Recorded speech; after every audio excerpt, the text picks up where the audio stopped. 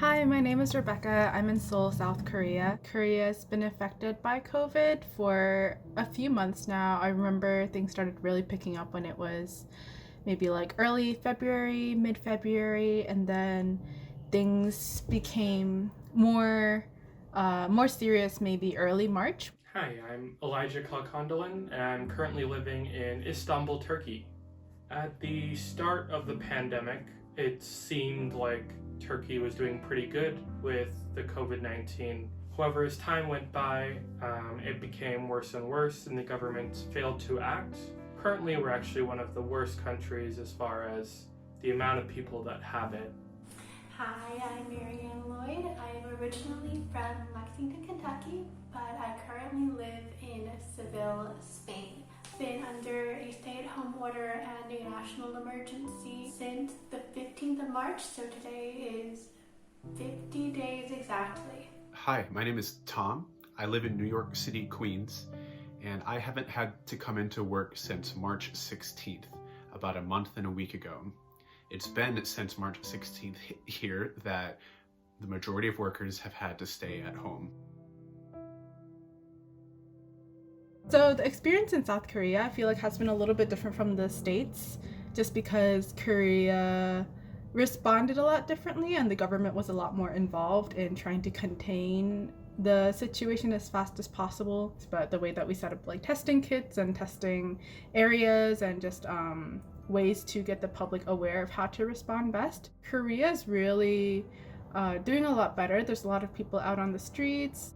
People are still wearing masks, but actually not as much as it used to be. Schools have definitely pushed back their like reopening dates. They've all gone online. Like universities are set to reopen in May, but Seoul is definitely on a positive slope. Throughout the week, still the government doesn't have some sort of stay-at-home order or a lockdown or anything like that. Shops remain open, markets remain open. However, on the weekends, the government does do a full lockdown. The government considers it illegal to leave your home throughout that time, and there are fines of up to 3,000 or 4,000 lira, which is close to $700. So Spain has probably the strictest lockdown measures in the world, which is the surprise of the century, really. Normally everyone here is so relaxed, so no pasa nada, as we say. But the interesting part has been the unification of the community. I don't know if that's due to the culture or the way the situation has been presented, but I think here it's been less divisive than I've seen it in other areas, and I see a lot more hope and a lot more effort made into making this the best that it can be. Transportation is nearly impossible into the city unless you're an essential worker. Most obviously in terms of my church community, because yeah, just my week was scheduled around the rhythms of having community group on Wednesday and then church on Sunday and then just like the connect group afterwards after the service. And so not having that time together with a large group of friends and other community members, that's been the most significant for me as in terms of social life.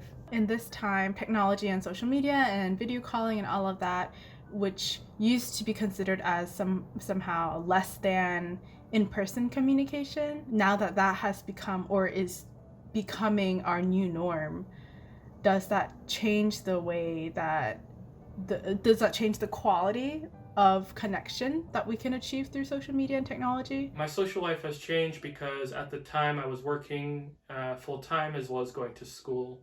I had friends that I was going out with, so I was very busy. And now coming here, I don't really have too much going on. I still have my online classes, but they're only 2 days a week. As far as my relationships with my friends, I would say they're roughly the same, either over the computer or over the phone, as they would be if we had that opportunity to go out and see each other.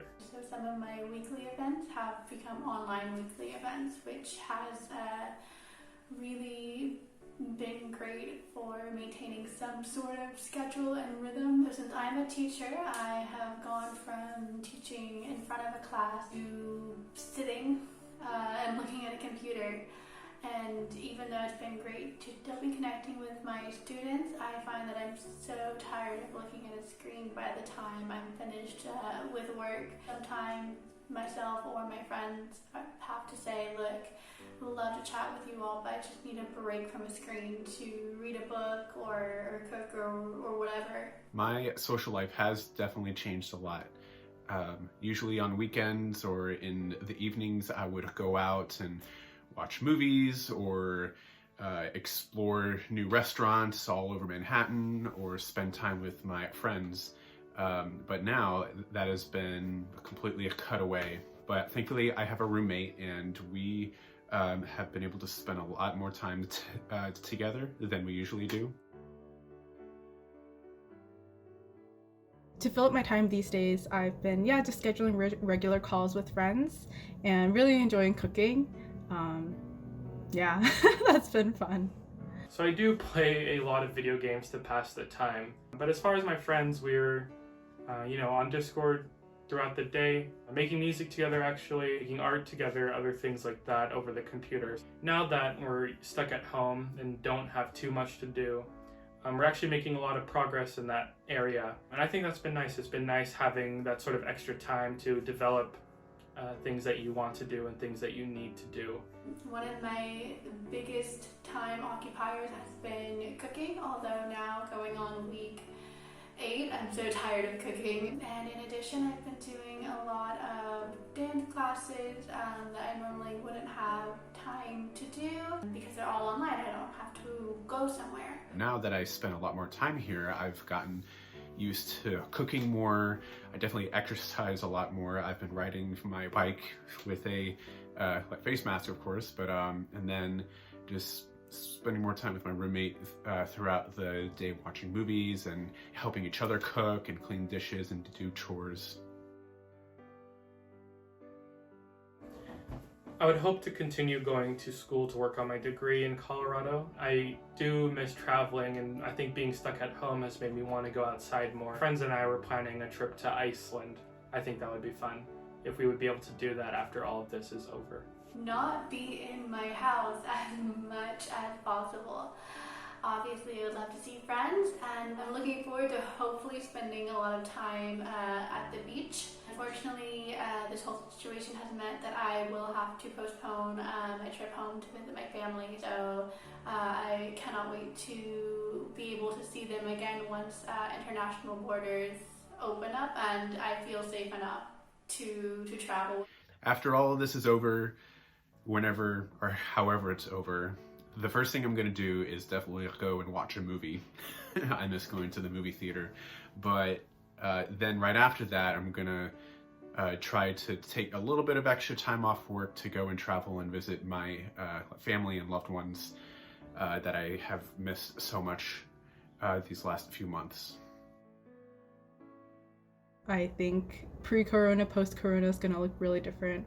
It's going to look different in so many different industries, and that's also going to bleed into all these other industries. So even consumption habits or environmental issues, just general public opinion around public health or social welfare or the policy level and all of that. I feel like that's really going to, just like this kind of worldwide pandemic is bound to change the way that we go about things at so many levels. I hope that the positive changes that we've seen and that people are taking more time to intentionally connect with friends and family and are valuing their free time. But living in New York, I know that not a whole lot of things are going to change when we get back to normal. Millions of people still have to get around to get to work.